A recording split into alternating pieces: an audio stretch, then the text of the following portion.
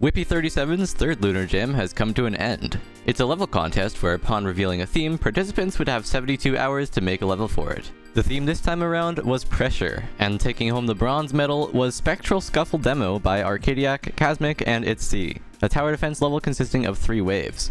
Over time and upon unaliving enemies, you will earn gems which can be used to purchase more towers. There are 5 different weapons to choose from, and between the turret's constant fire rate, the catapult's long range and powerful volleys, and this tower's damage over time effect, there's several strategies that you can employ. After each round, you'll return to the lobby and can head to the shop, where you can upgrade the towers themselves or your general stats. In the third and final round of this demo, you'll go head to head against Princess Spectra, a boss with a lot of HP. This boss is especially tricky, since you'll also want to dodge their attacks while you're placing your towers, because if your health runs out, you're forced to wait a few seconds before you can respawn, which could ruin your entire defense. Taking home the silver medal is Compressor by Thicken.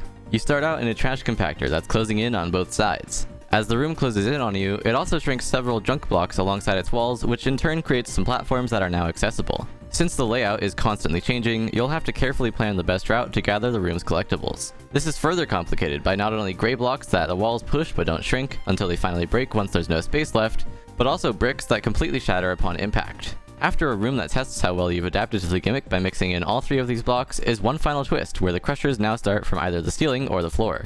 And finally, taking home the gold medal is First Starting by Zach Bennett and That Rosie, where you're tasked with ensuring that the facility's water stays between these red lines for at least 3 minutes. You'll start out with filling up 3 containers faster than they lose water. After the tank levels are high enough, you'll then readjust the valve so that the water flows in and out at a constant rate. However, there are several problems that can pop up, including a part jamming, a tank rapidly leaking, or suddenly overflowing. Once this occurs, not only will you have to enter in a code consisting of both a prefix depending on the problem, and a part identifier, but you'll also have to readjust the water levels. However, as each action you take drains the machine's battery faster than it's restored, it's fairly tricky to fulfill your task for at least 3 minutes. A huge rate wave has just recently occurred. Most notably, the top one, Nautical Nightmares, was rated.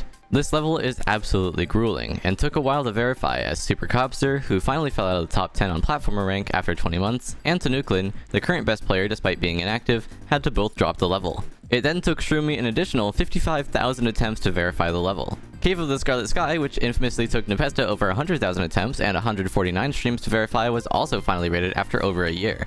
It was originally meant to be a top 1, but unfortunately a week after its verification, around 10 different platformer players beat it, which proved that it wasn't. Congrats to long-term community member Fangirl for getting their first and epic rate on Ultimate GD Night. It's based on the Five Nights at Freddy's series, where you'll have to complete certain tasks before the animatronics will leave you alone.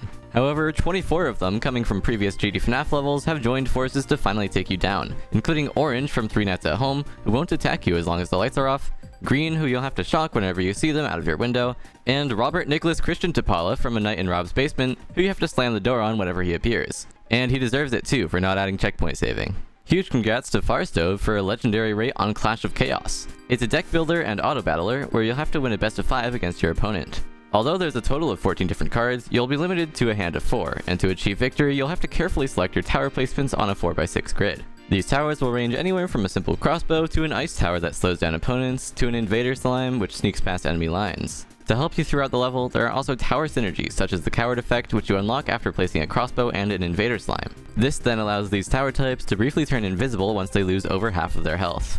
Some quick notable completions this week include Shroomy redeeming himself after achieving the worst fail in platformer history on the top 7 autoscroller Angel on a Satellite, a level Willy Silly also beat. Additionally, McLuris has reached a peak ranking of number 7 after clearing the top 5 Breakout, a UFO only level where you turn around instantly. Speaking of which, this is also now Willy Silly's new hardest.